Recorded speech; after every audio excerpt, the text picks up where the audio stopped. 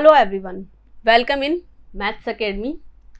So in the last lecture we were discussing sequence of real numbers, ठीक है, और वहाँ पर मैंने sequence का definition और related terms बताई थी और कुछ type of sequences बताए थे. Those can appear in your exams, ठीक है.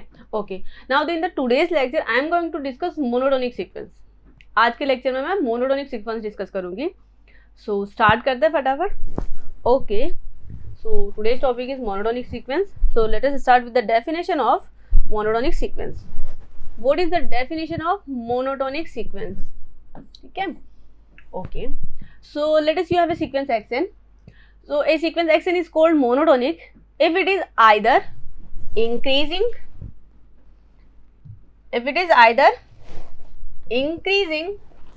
or decreasing or constant. Remember, constant sequence is also known as a monotonic sequence. Constant sequence को भी हम लोग monotonic sequence call करते हैं. Okay, so a sequence is known as a monotonic sequence if it is either increasing or decreasing or constant for all n. Sequence should be increasing, decreasing or constant for all n. ठीक है. So it was our monotonic sequence definition. Now the second is eventually monotonic sequence.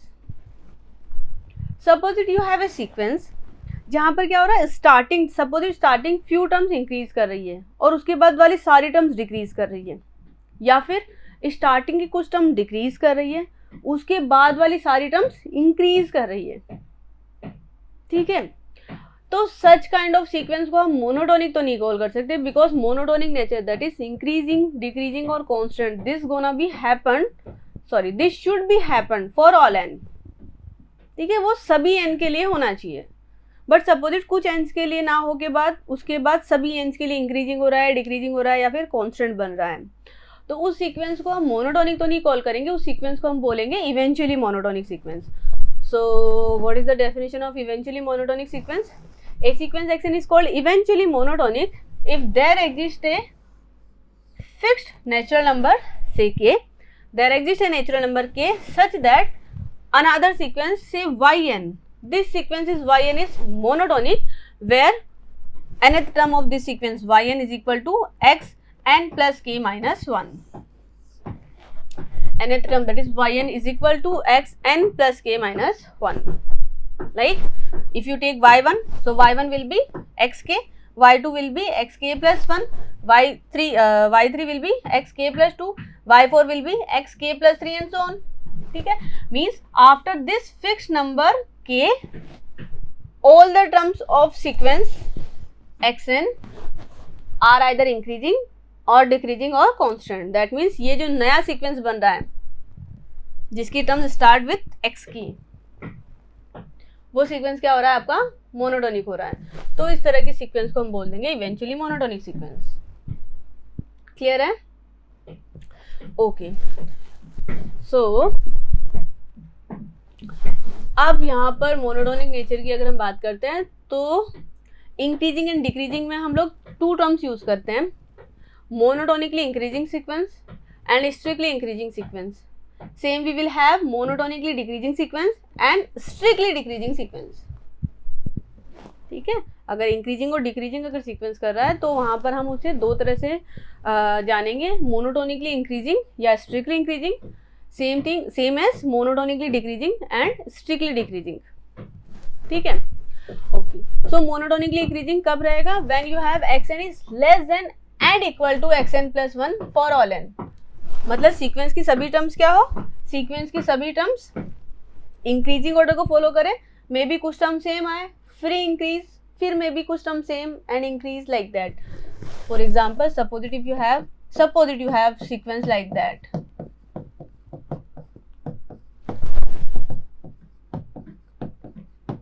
Like that, suppose it. So here you have equality, like suppose that you have this kind of sequence.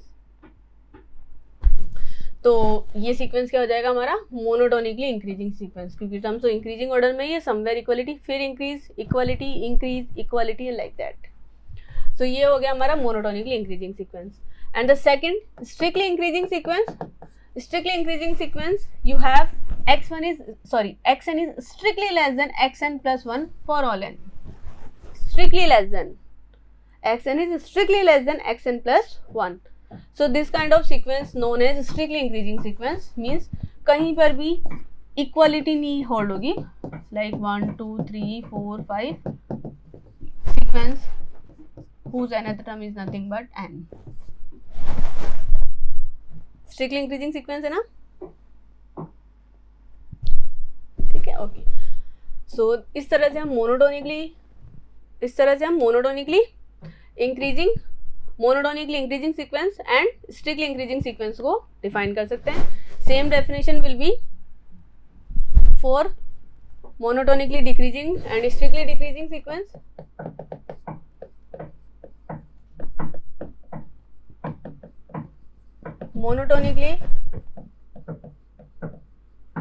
Monotonically decreasing sequence,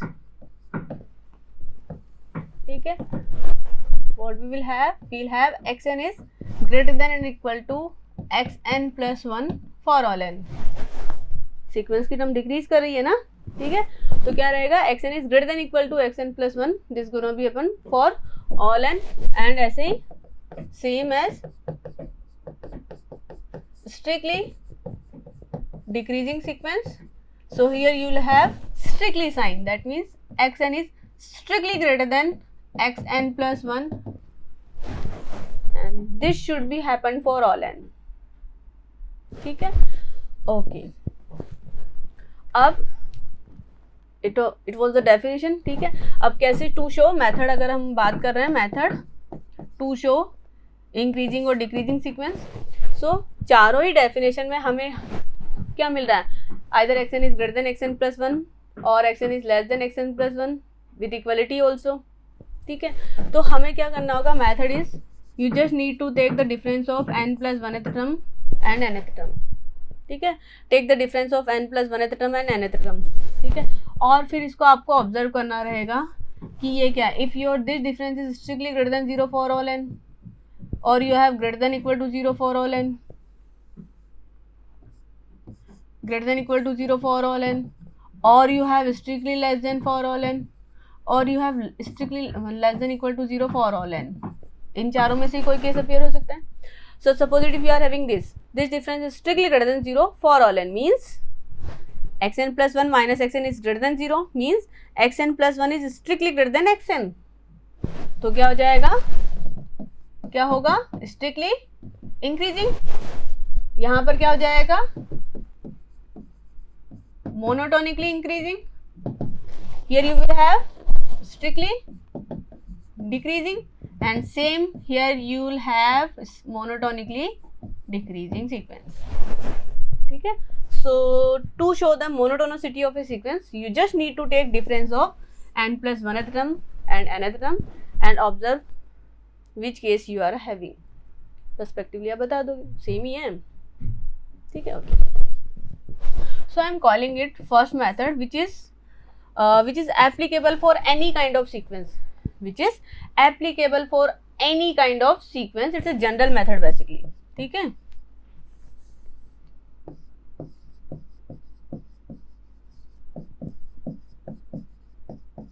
General method to show monotonicity of a sequence. Okay. Second method also we have, ठीक है.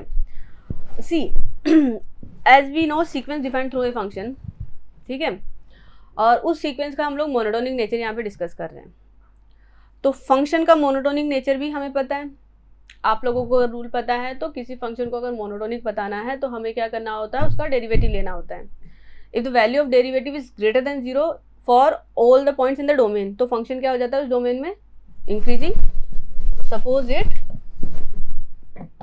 suppose it f is defined from domain D to a subset of R, ठीक है, and you have f dash x is greater than 0 for all x in the domain D. So this implies f is strictly increasing in D. If derivative is strictly greater than 0 for all x in the domain, then we say f is strictly increasing. F is strictly increasing in the domain D, provided your f is continuous and differentiable. f is continuous and differentiable in the domain D. ठीक है, differentiable है then only you can talk about derivative ना. So anyway, so if your f dash is greater than 0 for all x in the domain D, then this implies f is strictly increasing in the domain D, while if you have f dash x is strictly less than 0 for all x in the domain D. ठीक है, if the derivative is strictly less than 0 for all x in the domain D, so this implies f is strictly decreasing in the domain D. ठीक है, hope आप लोगों को ये result पता होगा, नहीं पता है तो अभी ध्यान रखना. ठीक है, सो फंक्शंस का मोनोटोनिक नेचर, इंक्रीजिंग और डिक्रीजिंग नेचर हम लोग डेरिवेटिव के थ्रू बता सकते हैं. तो same thing we can do with the sequence also, because sequence defined through a function, but in the case of sequence it is condition based. Condition based means if you have terms, if you have a term in terms of n, ठीक है, if you have sequence nth term is like that whose derivative is computable. Sequence की nth term ऐसी है हमारे पास जिसका derivative हम लोग compute कर सकते हैं with respect to n. Only this method gonna be applicable, otherwise तो नहीं होगा. अदरवाइज तो कैसे होगा, ठीक है. और सीक्वेंस की जो मेजर फॉर्म्स थी, 6 फॉर्म्स थी, टाइप जो भी थे 6 टाइप्स थे, वो मैं बता चुकी हूँ. ठीक है, ओके. तो कंडीशन बेस्ड रहेगा, दैट इज nth टर्म का डेरिवेटिव कंप्यूटेबल हो तो हम लोग इस मेथड के थ्रू भी सीक्वेंस का मोनोटोनिक नेचर बता सकते हैं. ठीक है, so it is method second which is condition based. ठीक है, if derivative of nth term is computable, so if nth term x and dash is greater than 0 for all n, so this implies sequence xn is strictly increasing. Or if you have xn dash is less than 0 for all n, this implies sequence xn is strictly decreasing.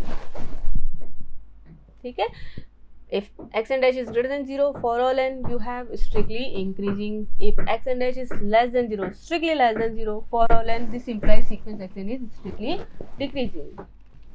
Okay, so we remember with the condition is that nth term, derivative of nth term is computable, then only you can apply this method, otherwise you cannot apply this. It's obvious ना. Okay, चलो तो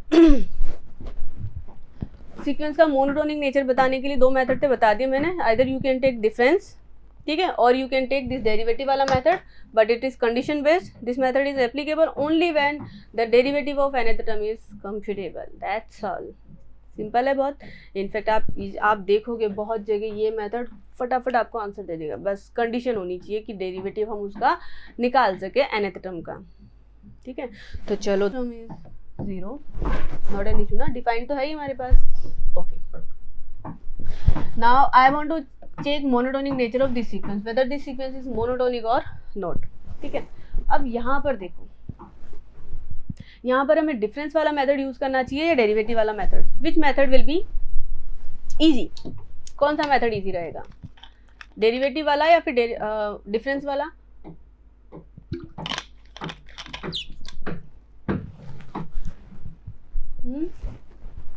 obvious है, derivative वाला method easy रहेगा, because you can take here derivative easily, differentiate this with respect to n, the derivative is n square root of n 1 by n minus derivative of keep ln n as it is, and the derivative of square root of n which is 1 upon 2 square root of n. Correct. Now simplify this term. So after simplification I just have here 1 upon square root of n minus ln n divided by 2 square root of n. Take LCM and simplify further. Then we'll have 2 minus ln n divided by 2 n raised to 3 by 2. Clear? Okay. So here derivative is this. So it is clear that denominator is greater than 0 for all n. ठीक है, denominator is greater than 0 for all n. Now you need to check whether your numerator is greater than 0 और less than 0. ठीक है, okay. And in the numerator you are having 2 minus ln n, 2 minus ln n. Okay, तो अभी आप लोगों को पता है ln n, when the value of ln n is 2. देखो अभी यहाँ पर 2 minus ln n को हमें एग्जामिन करना है कि दिस इज ग्रेटर देन 0 और less than 0 for all n. We need to check this ना. ओके, सो इफ अगर हम suppose it in the ln n, in suppose it ln x, instead of x अगर मैंने e square put किया तो e square that is ये value देगा मुझे 2, and the e square is nothing but 7.38 something, 3.78 something. ठीक है, सो if n is near to e square which is 7.38. ठीक है, अब देखो 7.38 that means अगर n मेरा 7 है, if n is 7 because n is the natural number ना, it will take only integral value, n cannot be equal to this number. ठीक है, तो या तो n 7 रहेगा या फिर n 8 होगा. n is either 7 or 8. So if I take n equal to 7, then 7 is less than this number. That means ln of this value, ln 7 will be less than 2. Correct? So ln 7 will be less than 2. तो ये वाली term तो क्या हो गई, positive. और अगर मैंने लिया n is equal to 8, so ln 8, ठीक है, तो ln 8 क्या हो जाएगा, ग्रेटर देन 2. क्लियर, समझ में आ रहा है? ln 7 will be less than 2 while ln 8 will be greater than 2. In fact अभी ln 9, 10, 11, 12 कुछ भी आप पुट करो, which is what, greater than 2, which is what, greater than 2. So here you will have, this will be, ये greater than 2 रहेगा. If the value of this ln n is greater than 2, so overall value is what, less than 0. Overall value is what, less than 0, and this will be less than 0 for all n greater than equal to n8. Greater than equal to 8, and this is greater than 0 when n is greater than equal to 7. For all n less than equal to 7. Clear है? So the derivative value is strictly less than 0 for all n greater than equal to 8 and greater than 0 for all n less than equal to 7. तो आप derivative की value greater than 0 आ रही है मतलब sequence क्या हो गया आपका, इंक्रीजिंग. डेरिवेटिव की वैल्यू लेस देन 0 आ रही है मतलब सीक्वेंस क्या हो जा रहा है आपका, डिक्रीजिंग. तो यहाँ पर इनफाइनाइटली मैनी एंड्स के लिए डेरिवेटिव की वैल्यू लेस देन 0 आ रही है मतलब सीक्वेंस क्या होगा, सीक्वेंस हमारा डिक्रीजिंग होगा, but not for all n. Sequence will be decreasing for all n greater than equal to 8. ठीक है, तो क्या यहाँ पर हम सीक्वेंस को मोनोटोनिक बोल सकते हैं? कैन वी से दैट और this sequence is monotonic? No, we can not. क्यों? क्योंकि मैंने बताया था monotonic nature that means increasing और डिक्रीजिंग या फिर कॉन्स्टेंट जो होता है नेचर वो फॉर ऑल एन के लिए होल्ड होना चाहिए. If it is not for all n then your sequence not monotonic. Instead of monotonic we will use the term eventually monotonic. Monotonic की जगह हम लोग क्या टर्म यूज करेंगे, eventually monotonic, because here my sequence is as x and dash is strictly less than 0 for all n greater than equal to 8. ठीक है, so this will implies sequence xn is strictly decreasing after n equal to 7. n equal to 7 के बाद sequence क्या हो रहा है, strictly decreasing हो रहा है. So this implies sequence xn is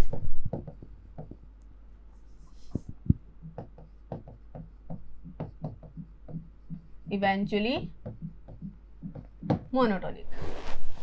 sequence को मोनोटोनिक तो नहीं कॉल करेंगे, हम सीक्वेंस को कॉल कर देंगे इवेंचुअली मोनोटोनिक सीक्वेंस. आप चाहो तो सीक्वेंस की टर्म्स भी कंप्यूट करके देख सकते हो. आप ऑब्जर्व करोगे x12 x7 टर्म ये तो इंक्रीज करती हुई रहेगी, बट फिर x8 टू इन्फिनिटी तक ये वाली सारी टर्म्स डिक्रीज करेगी, मतलब 7 तक इंक्रीज करेगी, उसके बाद सारी टर्म्स x7 तक इंक्रीज करेगी, उसके बाद सारी टर्म्स डिक्रीज करेगी। ठीक है, तो ये हमारा एग्जाम्पल हो रहा है ऑफ इवेंचुअली मोनोटोनिक सीक्वेंस। ठीक है,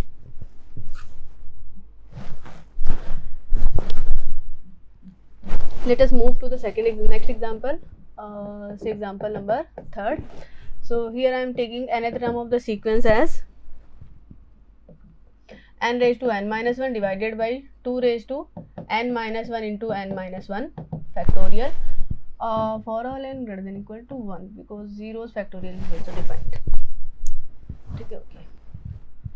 This is the nth term of my sequence and I want to check whether this sequence is increasing or decreasing. ठीक है, मतलब मोनोटोनिक है या नहीं है, इवेंचुअली मोनोटोनिक है या नहीं है। तो कौन सा मेथड यूज करेंगे यहाँ पर हम? Can we compute here derivative of this nth term? Can we compute? No, we can not. Why? Because we are having here factorials, that's why we can not compute derivative here. So instead of derivative we'll take here difference वाला method, जो कि हमारा general method है। So I'll take difference of n plus 1th term minus nth term. Okay, so n plus 1th term. To compute n plus 1th term, replace n by n plus 1 in the nth term of the sequence. So क्या मिलेगा यहाँ पर? n plus 1 raised to n divided by 2 raised to n factorial minus n raised to n minus 1 upon 2 raised to n minus 1 n minus 1 factorial. ठीक है, okay, so here I am having this difference. Now I want to show whether this difference is greater than 0 or less than 0, either for all n or after some n for all n. Okay, तो अभी इस difference में क्या करना रहेगा, ये एक trick है।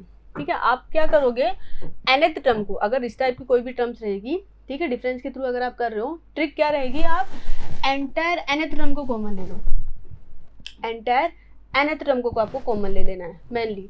तो अगर, बिकॉज यही पॉसिबिलिटी रहेगी भी यहाँ पर। ठीक है, तो अभी फर्स्ट टर्म में से क्या क्या मिलेगा, देखो फर्स्ट टर्म को आपको क्या लिख देना होगा, फर्स्ट टर्म को आप लिख सकते हो, if you take n outside 1 plus 1 by n raised to n। ठीक है, यहाँ पर से फिर मैंने n raised to n minus 1 common लिया है, I took common n raised to n minus 1, so I just have here n time 1 plus 1 by n raised to n। ठीक है, in the denominator I took 2 raised to n minus 1 outside, so here I just have 2 and factorial, so I just have here n minus entire n को मैंने बाहर ले लिया था, xn को बाहर ले लिया था, तो वहाँ पर मिल जाएगा हमें केवल 1। ठीक है, सो n to n goes cancel out, n to n goes cancel out। Okay, so simply I have this. अब यहाँ पर देखो, this is positive for all n, no doubt ना। Now here I have this difference 1 plus 1 by n raised to n divided by 2 minus 1। That means आपको इस term के बारे में ऑब्जर्व करना है, इस टर्म को ऑब्जर्व करना है। ठीक है, 1 plus 1 by n raised to n। आप अगर इसकी टर्म्स को लिमिट आपको पता है ना, आई थिंक इसकी limit of this term, this tending to what, this tending to e as and tending to infinity, it's a standard limit ना, यू नो वेरी वेल। ठीक है, and the value of e क्या होता है, 2.718। और n equal to इस सीक्वेंस के लिए x1 फर्स्ट टर्म क्या हो जाएगी, यहाँ पर 2 हो जाएगी, first term 2 and limit is 2.718। In fact आप easily, it is a question for you, show that, ठीक है, it is a question for you, show that the sequence xn whose nth term is 1 plus 1 by n raised to n is strictly increasing sequence। it is a caution for you, ये strictly increasing sequence रहेगा ही, जिसकी first term 2 है and which tending to increase करता हुआ कहाँ तक जा रहा है, 2.718। किसके थ्रू शो करोगे? बाय टेकिंग डेरिवेटिव, डेरिवेटिव ले सकते हैं भाई हम यहाँ पर, ठीक है। Anyway, so it is a question for you, इसको शो करना। अब अभी जैसे कि बताया ये सीक्वेंस क्या आपका इंक्रीजिंग होगा, start with 2 and tends to 2.718। So value of this term will always क्या रहेगा? ग्रेटर देन 1 ही रहेगा ना, this divided by 2, first term is 2, उसके बाद सभी टर्म्स क्या आ रही है? ग्रेटर देन 2 ही आ रही है। तो this term is what? This entire term is what? Greater than 1। तो ये कंप्लीट क्या हो जाएगा? Greater than 0। So overall this term is greater than 0 for all n। Clear है? Okay, so here you are having this difference is strictly greater than 0 for all n. We are having basically xn plus 1 minus xn is strictly greater than 0 for all n, implies sequence xn is strictly increasing. This sequence is strictly increasing sequence. Clear है? Okay. So इस तरह से आप increasing decreasing sequence देख सकते हो। तो 3 example हमने देख लिए अभी। मेथड तो पता ही है, अगर डेरिवेटिव अगर निकल पा रहा है सो यूज द डेरिवेटिव वाला method, that is second method, and otherwise first method तो है जो कि जनरल मेथड है, टेक द डिफरेंस। ओके, चलो और एग्जाम्पल लेते हैं। I am taking a sequence whose nth term is 1 3 5 dash dash 2n minus 1 divided by 2 4 6 dash dash dash 2n, ठीक है। Suppose this is the nth term of my sum sequence, ठीक है। And I need to show, I want to show this sequence is monotonic completely and minus 1 divided by 2n plus 2. This term is positive. Here you have positive term and this term is negative. So overall you have less than 0 for all n. Less than 0 for all n. So this difference is strictly less than 0 for all n. That is xn plus 1 minus xn is strictly less than 0 for all n, implies my sequence xn is strictly decreasing. So our sequence is strictly decreasing here. ठीक है, तो इस तरह से कोई भी sequence आपके पास आए, या तो आप लोग जनरल मेथड अप्लाई करो, ठीक है, टेक द डिफरेंस वाला मेथड, और you can use derivative method, ठीक है। ओके, तो अब बहुत इजीली आप लोग किसी भी सीक्वेंस को मोनोटोनिक आई होप बता पाओगे, ठीक है। तो आज का लेक्चर तो हम यहीं पे वाइंड अप करते हैं। नेक्स्ट क्लास में फिर हम लोग